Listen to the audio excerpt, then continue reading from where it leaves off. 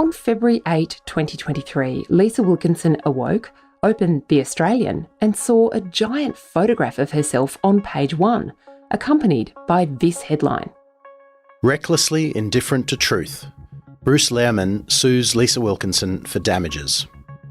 That story revealed Lehrmann, the man who denies raping Brittany Higgins, was suing not just Network 10, as he'd previously indicated, but also Lisa Wilkinson herself. The story went on. Former Liberal staffer Bruce Lehrmann is suing Channel 10 and its star Lisa Wilkinson for defamation, accusing them of seeking to exploit allegations of sexual assault against him for personal and professional gain. Here's a voice actor reading Lisa Wilkinson's response to this from her evidence to the federal court. I didn't find out that I was even being sued until I woke up on the 8th of December and saw a photograph of myself with the words reckless indifference to the truth.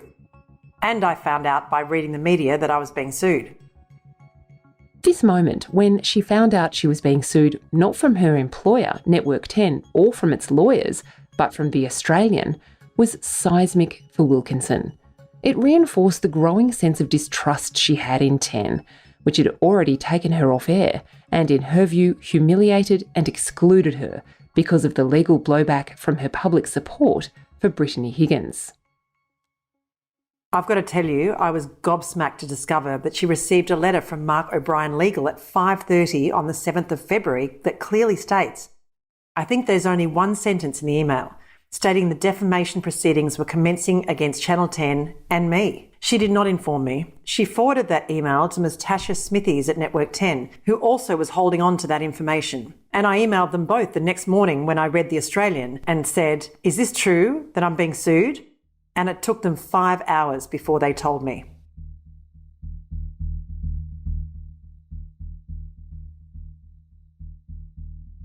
Malia Saunders, a law firm partner who works with 10, gave evidence on Wednesday and told the court she simply missed Lisa Wilkinson's name on the email. Here's what Malia Saunders told the court. We've used a voice actor. I saw that it said that they'd filed proceedings, and I overlooked the words that said that Miss Wilkinson had been specifically named as a respondent. When she was in the witness box, Lisa Wilkinson was asked about Saunders' explanation, that she'd just missed the email. Yes, and I found it deeply unsatisfactory. And it indicated to me that I was never top of mind in Miss Saunders' representation of me legally.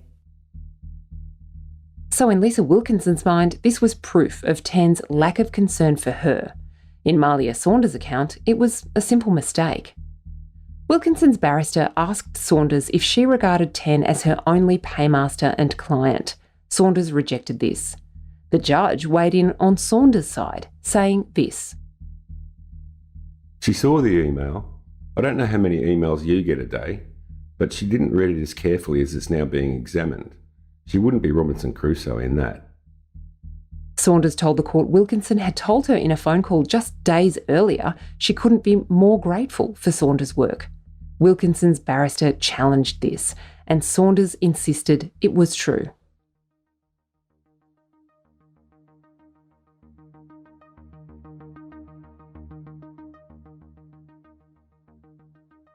On Wednesday's episode of The Front, we took you through the fallout from Lisa Wilkinson's 2022 Logies speech, which caused a furious judge to decide Bruce Lehrmann couldn't get a fair trial in its immediate aftermath. Remember, Bruce Lehrmann has always denied raping Brittany Higgins and has never been convicted. Wilkinson says Network 10 left her to deal alone with the firestorm that followed the Logies, and that 10 refused to publicly admit that it had asked her to give the speech and approved it. 10 says it did back Wilkinson at all times. Now, we've seen in court documents the emails flying back and forth between 10 executives, lawyers, Wilkinson and her husband, author Peter Fitzsimons. After 10 sent a letter to the angry judge apologising for the speech, Wilkinson emailed Tasha Smithies, 10's senior litigation counsel, saying this. Thanks so much, Tasha. I, in turn, have to thank all of you for your ongoing and absolutely unwavering support since Sunday. Peter Fitzsimons chimed in too. And allow me to say in turn how much we appreciate you, Sarah, and everyone. This was what we call in the trade a shower of shit. But we've come a long way in 48 hours. Lisa Wilkinson wanted to go to court in Canberra and apologise to the judge. That option was rejected by Network 10. Here's what Wilkinson's counsel, Sue Chrysanthu SC, said in court about this. It was my client's preference to go down to Canberra and explain to Her Honour and apologise. She was told that that would apparently be more contemptuous. Justice Lee said as a judge he would have appreciated a genuine apology delivered in person. Tasha Smithies, the 10 lawyer, told the court 10 didn't want to do anything that might be seen as distancing Wilkinson from her strong support of Brittany Higgins. Wilkinson was, of course, due to give evidence for the Crown in the criminal trial in support of Higgins's claim she'd been raped. Tasha Smithies also said she approved Wilkinson's Logies speech for the same reason. Network 10 has never previously admitted publicly that it approved or gave the legal green light to the Logies speech. Now we have a senior legal executive at the network saying, in fact, 10 approved the speech as a considered endorsement of Brittany Higgins' story. Here's a voice actor reading Tasha Smithies' evidence from court. I had genuine concern that to deviate from that position would actually, in effect, create a greater problem because she would be a witness then who could be perceived as wavering in her support of Ms. Higgins. It was my view that from the time after the broadcast of this story, Ms. Wilkinson was inextricably intertwined with Ms. Higgins, and the words I would use as Ms. Wilkinson became part of the story. One of Justice Michael Lee's regular questions during this case is how Lisa Wilkinson, who describes herself as a journalist of 40 years' experience, could have made a speech that was so plainly supportive of a complainant in a rape case that was about to be heard. On Wednesday, Justice Lee said he'd heard 10's evidence that 10 in fact had lawyers and senior executives look over the speech. In my mind, there would have been a difference between Miss Wilkinson giving this speech willy-nilly and taking the effort to obtain advice and act in accordance with that advice. It doesn't mean that a journalist of 40 years' experience would approach giving an endorsement of the complainant's credibility immediately before a trial start. Wouldn't be something that ought not to have been obvious to a cadet journalist. It is a more nuanced picture of it. Wilkinson's barrister Sue Chrysanthu has been arguing throughout this trial that Lisa Wilkinson was not an important decision maker in Network 10, that she was not responsible or privy to the fact-checking 10 was doing about Brittany Higgins' claims, and that when she made suggestions to the project's producers, they weren't taken up. In court on Wednesday, Chrysanthu said this about Wilkinson's experience. My client, when Your Honour reflects on her CV and Your Honour referred to the 40 years of experience, was not at any time a court reporter or news reporter or a person was tasked with what Your Honour might think would be known to a person who is engaging with courts on a daily basis. When Your Honour reflects upon that 40 years, it's hard to imagine any occasion where my client would have had to consider making a comment on judicial proceedings. And I think the evidence was she'd never been sued for defamation before, so had very little information or knowledge about that. On Wednesday afternoon, 10's lawyers conceded Wilkinson was reasonable in engaging her own lawyers, and Justice Lee formally ruled in her favour. Justice Lee is still writing his judgment on the overall defamation case, and remember, in that case, 10 and Wilkinson are on the same side. They're both seeking to prove the project interview with Brittany Higgins was true and reasonable. But during this hearing, the lawyers have also agreed something Justice Lee had gently suggested earlier on. They've agreed evidence in this dramatic costs hearing would now also become evidence in the main case.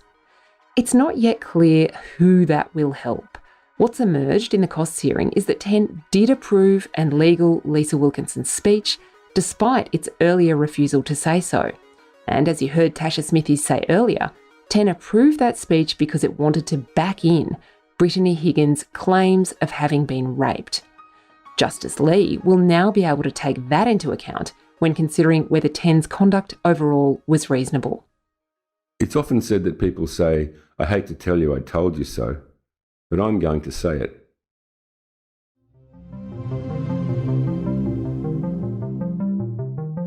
Coming up, the latest from a lawsuit brought by Shane Drumgold, the former ACT chief prosecutor who lost his job after the failed rape trial against Bruce Lehrmann. Don't forget, The Australian subscribers get app alerts, newsletters and round-the-clock reporting on the law, politics, business, sport and society. Check us out at theaustralian.com.au and we'll be back after this short break.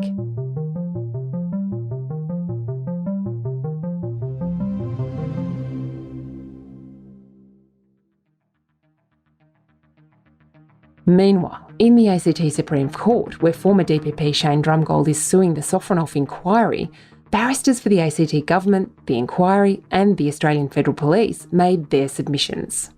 Kate Eastman SC is representing the ACT government.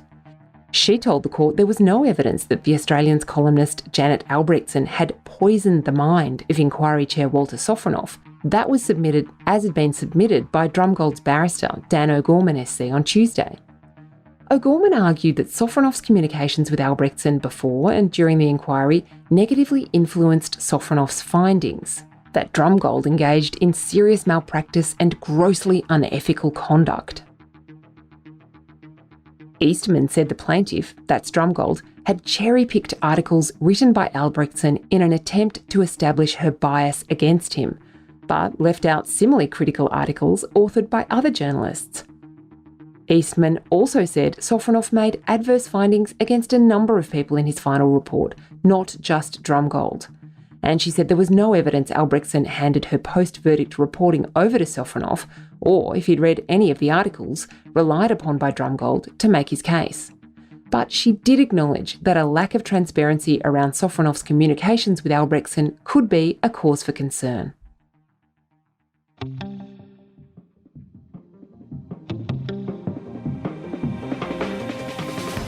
Thanks for joining us on The Front. In other news today, we have an exclusive on the anti-Israel activists behind a campaign that's seen Jewish Australians' personal details leaked online. You can find that story right now at theaustralian.com.au.